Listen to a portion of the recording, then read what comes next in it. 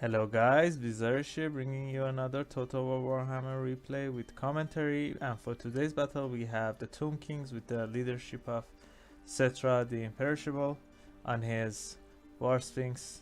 Uh, yeah, Cambrian War Sphinx. And we're playing against the Empire. If you guys remember, I had a replay about a month ago that I played as Empire, and I thought I have a build that it's gonna counter every Tomb King build, and that was because you win the infantry fight, you win the cav fight, your cannons are better than Tomb King's bone giants there. But right now I think I have a really good build against Empire, and the principle is the same as any other faction. You usually want to overwhelm Empire because they have a lot of range, a lot of cannons. But yeah, if you just overwhelm them, if you can get to the important units, you're gonna win. So let's just jump into the army composition here. For my army, I have 4 units of Neakaran warriors here, with a mix of skeleton warriors. I think I have 4 of each. 1, 2, 3, 4, and yeah, 4. So as you guys are noticing here, I don't have any good infantry here because the thing is, you're not supposed to win an infantry fight as Tomb Kings. You have to just have an army to hold, and yeah, other units do the damaging and killing stuff. So yeah, that's for my front line. I have 3 units of skeleton horsemen archers in the vanguard. I also have 4 units of Neakara horsemen, and that's as I said, it's just that I need to envelope and overrun my opponent here. I also brought a unit of skeleton chariots. I really love these guys. A lot of models, 9 models, anti-infantry, and yeah, they probably have second attacks as well, because let's just watch them here. If you guys have noticed, all the chariots have 1 chariot and 1 guy behind them with a, I don't know what that is. Where is it? Is it a spear? Probably. Yeah, with a halberd there. I don't know their damage, but yeah, they're gonna do some. So for my lords and heroes, I brought the Tomb Prince here with his Tomb Strike. I didn't bring Guardian because he usually can't keep up with Cetra. Cetra has to move around, so does he when he's on his chariot there. And for my lord, I have Cetra, as I said, on his War Sphinx here. He has the Blessed Blade of Petra, Wrath of Petra, Usep Incantation of Desiccation, Nars Incantation of Protection, and Jeff Incantation of Curse Blades. I also brought the Restless Dread and the Curse. So yeah, that's it for my army. Let's just jump into my opponent's army here, and let's see what he brought. He has an interesting army as well. So for his front line, he has 5 units of spearmen in a defensive position all around. There are probably some with shields as well. Yeah, 2 with shields and 5 regular spearmen for holding the line. 3 units of crossbowmen. 1, 2, I think. Yeah, 3 cannons. And if I went with my regular build, I would have picked 2 bone giants with Khalida, and they would have gone and destroyed. My opponent also brought 2 units of pistoliers for skirmishing, and as I said, crossbowmen. So yeah, that's it. And for his lords and hero, oh yeah, how could I forget, guys? My opponent also brought the Luminarch of Hish, so 3 long range kind of artillery here with its huge damage, fire damage as well. It can kill a lot of Tomb King lords as they are flammable, and yeah, they're probably gonna get destroyed. Interesting. Did you guys know that these guys give 12% ward save? I don't think it matters much, but yeah, not bad. So for his hero, he has a Jade Wizard here with Regrowth, Earthblood and Life Bomb. So he's just there to heal. Is he on foot? Yeah, he's on foot, hiding near the Luminarch there. And for my opponent's lord, he has Emperor Karl Franz with his full kit probably. Yeah, I think that's it. That's all 5 we can pick. So yeah, it's gonna be an interesting battle. So let's just start a bit battle and see how we do here.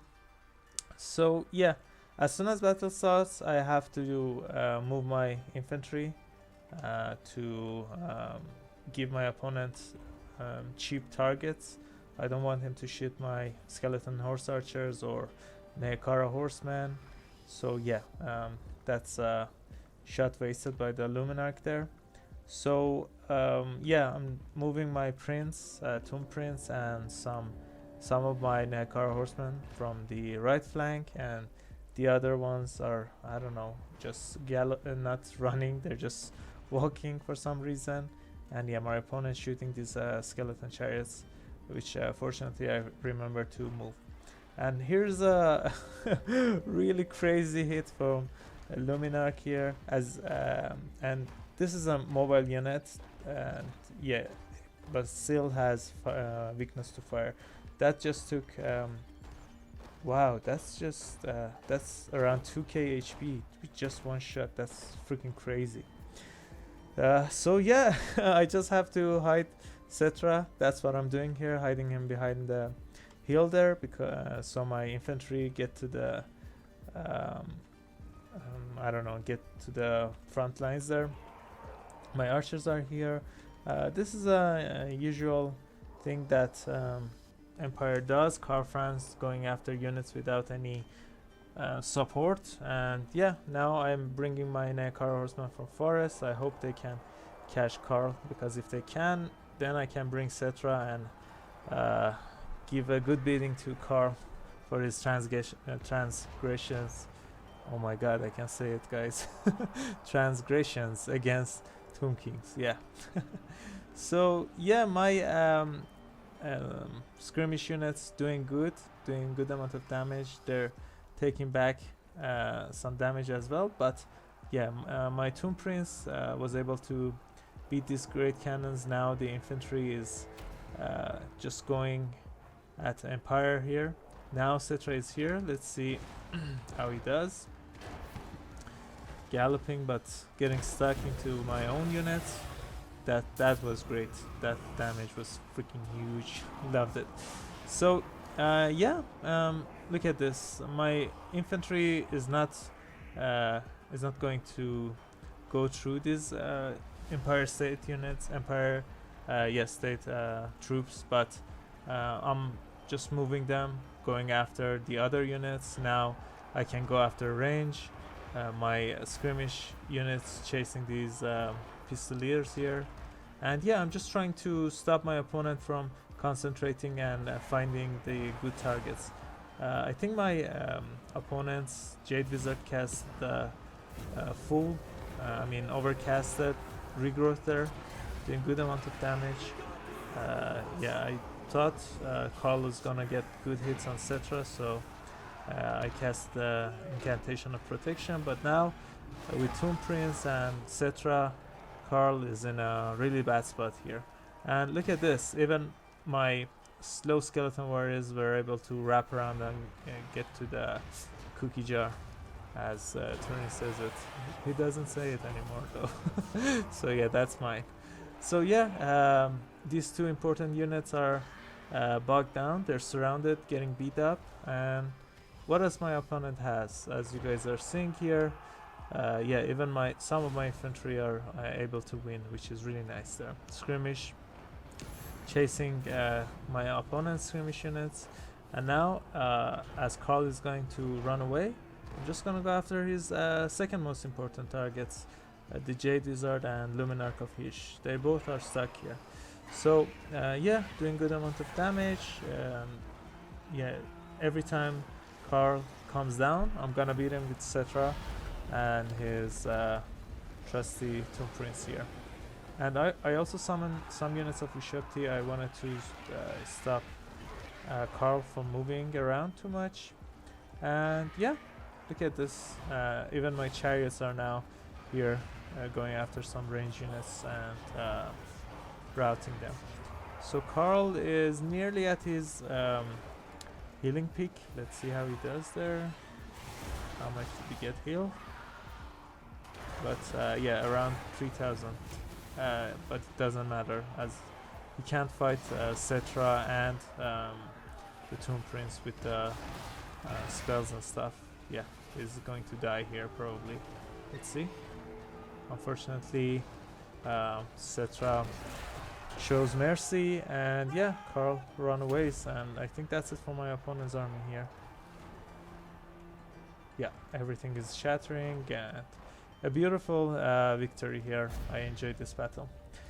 So yeah, if you don't want to lose to Empire, just pick a lot of units that you don't think you can win with. I mean, Skeleton Warriors, yeah, they can't go through Nehekaran Warriors, they can't punch through Empire State Troops, but this many units, they're probably gonna able to wrap around, and with this many Nehekara horsemen, you can bog down knights, go after them with the Cetra and his Tomb Prince. You can shoot the skirmishers here, clear the infantry. If my opponent brought a lot of knights, it would have been different, but yeah, these Nehekaran warriors are really good. I could have given them anti-large and helped them with Cetra, but yeah, overall I think rushing Empire is the right move. It's really harder to defend in comparison to just going to artillery war with them. So yeah, let's see how the units did. Cetra 2200 damage, Tomb Prince 1400, really good. These warriors, skeleton warriors and Nehekara warriors, some of them did good, but yeah, I think this is cost effective. If I picked Tomb guards, they wouldn't have done more damage than these guys did, and yeah, I couldn't have picked a lot of Nehekara horsemen and the other units. So yeah, these guys did fine. The really nice damage value in these guys, all of them nearly over 800. The chariots were getting shot by great cannons, so I had to bring them into battle a bit late. The horse archers doing fine, nothing special there. Carl fighting two strong characters, wasn't able to do much. He got a lot of heal from Jade Wizard though, so damage value doesn't matter. These guys all paid for themselves probably, beside these two. These ones also did really good.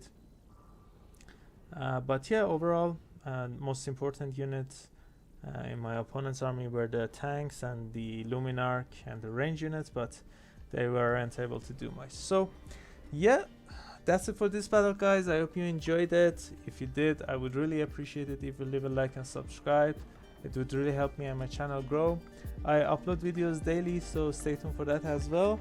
I also have a Discord server. If you guys want to hang out and chat, you can find the link into the description of this video. And yeah, catch you all later. Bye.